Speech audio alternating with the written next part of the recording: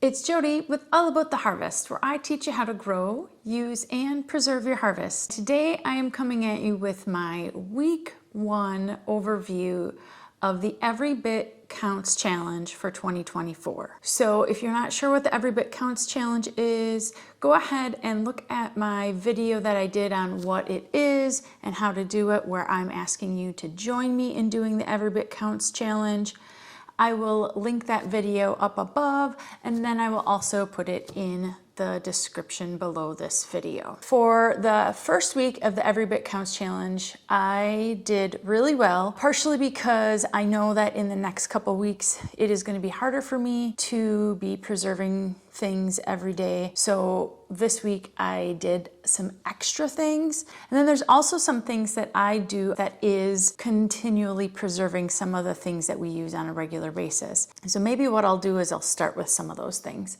So one of the things that I do is I regularly take our coffee grounds and I dry them. I put them on one of these lids. This is just an ice cream lid. My husband likes ice cream, so when he gets that, I save these lids and I put them on here to dry, and then they end up turning into this dried coffee grounds. Now, if you didn't know, dried coffee grounds are good for your plants. It's good for potting soil. I will use them in various ways. So what I do is when they're dry like that, I just take an old coffee container.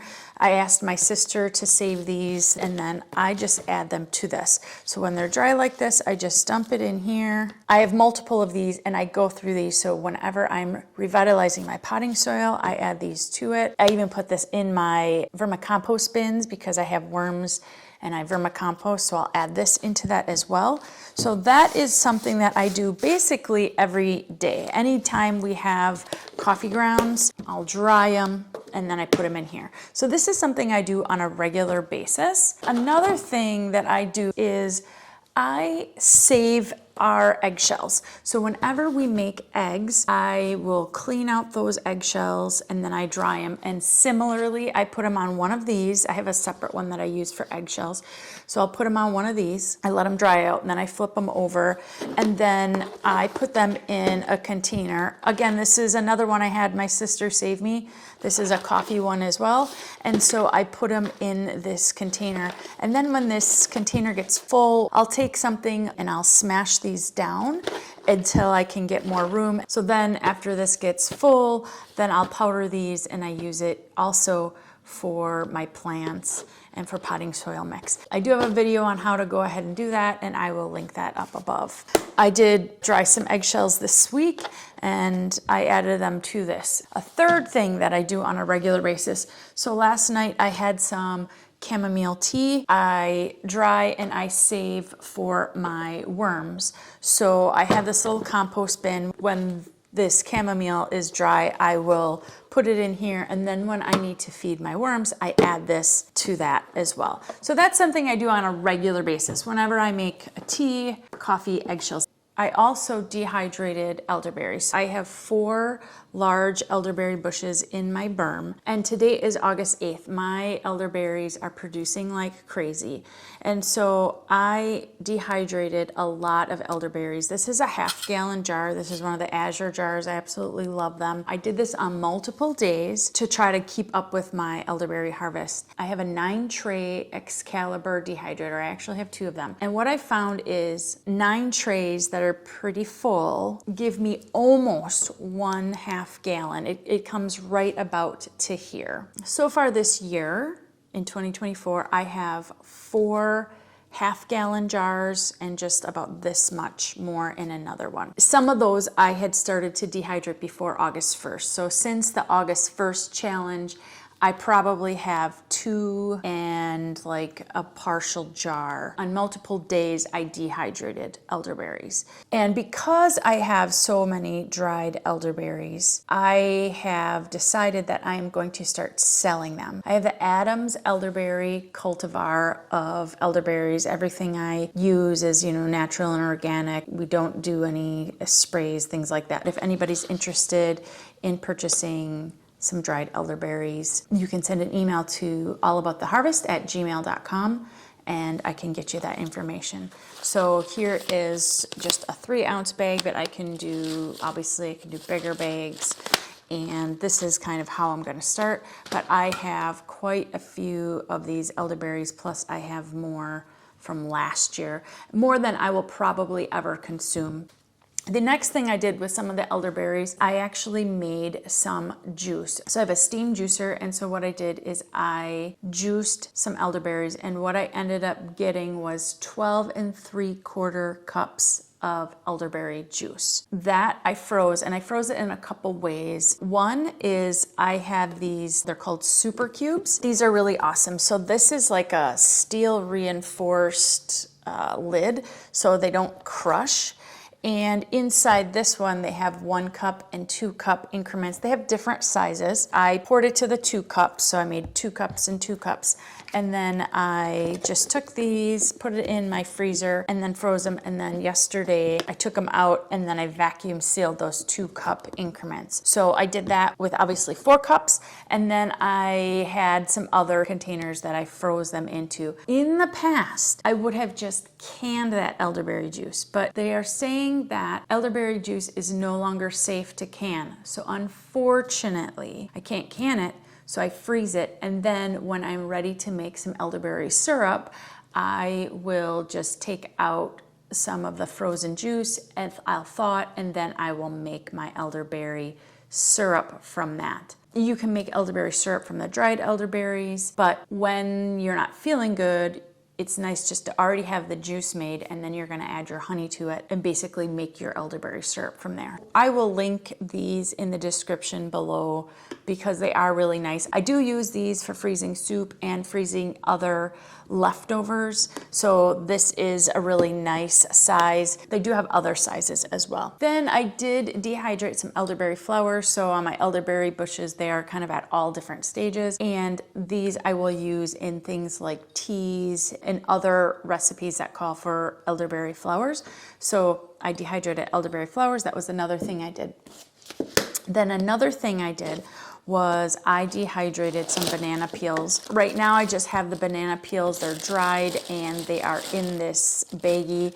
This says banana peel powder. So what I do, and I haven't done it yet, but I will, I'll grind them up and then I'll put the powder in here, and I'll use that banana peel powder into my potting soil, into my garden. Yesterday I harvested quite a bit of my Egyptian walking onions. So about a month ago or so, I harvested maybe half of my Egyptian walking onions. I have a lot of them. Yesterday, I harvested the second half of them because I was making some room in my garden bed for some other plants. I also just needed to harvest them. And so I had all these Egyptian walking onions that I needed to get out of the bed and put onto my drying rack. My husband built me this very large drying rack. It's amazing. But on that drying rack, I already had some other things that I had pulled last month. So I needed to get those things off of there or manage them. Some of the things I did is I had some regular red onions, I had a white onion and some yellow onions. So what I did is I just cut those tops to make them a little bit more manageable, and then I put them at the top rack of my drying rack to clean that up. And then my Egyptian walking onions that I had harvested that month ago, I cut them and trimmed them down, and I put them up there as well. Some of them I put in the fridge to use up, but some of them I have on that drying rack still. Then I had harvested 21 heads of garlic the end of June. I harvested that garlic. I was letting that garlic dry out. And what I did yesterday is I cleaned it up. They're still out on the drying rack, but I did kind of clean them up best I could. And I did that yesterday. So now off of those hardneck garlics, I had this other byproduct. I didn't cut the scapes this year. I didn't get to them in time, and as right before they were starting to pop up, to go straight, I ended up harvesting the garlic. Again, I had them sitting on the bottom rack of my drying rack that my husband made for me. Like a couple weeks ago, I noticed basically the top of the scape, it opened up, and I had all of these little heads of baby garlic bulbils, like the smallest little. And so what I did is I cut them and I harvested them. And so I have all of these, and basically, I took these little heads and I went around and I got all of these off. We tried some of these. We made some homemade green beans, and in the recipe it called for garlic. I just put some of these in there, because this is about the size of minced garlic. I put these in there and it was an amazing recipe. I'm gonna use this as minced garlic because it's basically the size of minced garlic. As you can see, these are just falling off. So they just, as I'm gonna make a mess here, but basically they just come right off of there. Very, very cool. My other thought was to maybe preserve these a little further by putting them in oil and then putting them in the fridge, so that way then when we need garlic, I can just take a spoonful and put it in, the pan. As I'm saying this out loud, I'm thinking I could also make some small cubes. Maybe that's what I'll do. I'll freeze these in some oil in small little cubes so that when we need some in the future, we'd have it. I could also dry them and grind them up, right, as well. I just think they're just a really cool little byproduct of not harvesting your scapes, and now you have all these little garlic bulbils. I'm so excited about it, and they smell amazing. So these were some of my green beans. I've been having green beans growing daily, and some of these pods are the beans are just really big, and so they wouldn't have been good to consume. They're actually probably too big. So what I'm going to do is, I've been having these sit out. These beans in here, I am going to dry them for seeds so that I can plant more next year. So that is one way to preserve things, right, is by drying. And so I'm going to preserve them. And then the other thing that I have here, which, kind of happened by accident, but I planted some ramps in my landscaping about 3 years ago when I was going in and cleaning up the area because we're going to be getting some new mulch. When I did that, I accidentally hit a couple of the ramp little seed heads that are going to be turning into seeds. So ramps are such a highly sought after wild edible. I'm going to save these seeds. Another thing that I don't have here right now, but I'll be putting some pictures in, I harvested a bunch of my cilantro and then I cut it up and I put it in ice cube trays. And then I filled each one of those ice cube molds with fresh squeezed lime juice. And then I froze those, and so now I will have some cilantro lime ice cubes that I can use in salsa. You could put it in guacamole, cilantro lime rice. You can use it at anything that you would need cilantro and lime juice in. Here's one of the other preservation projects that I did. I started this probably about a week and a half ago, but I added to it this last week. This is an insect repellent concentrate, so like a bug spray concentrate, and it's all from herbs that I grow in my yard or in my garden. This was probably about half full. I needed to add some other herbs and things to it, and so I finally did that in this last week. In fact, actually today, to top it off, I added some more marigolds to it. So in the last week, I added some additional herbs from my landscaping. So I have scarlet bee balm and the regular bee balm. I added those leaves to this.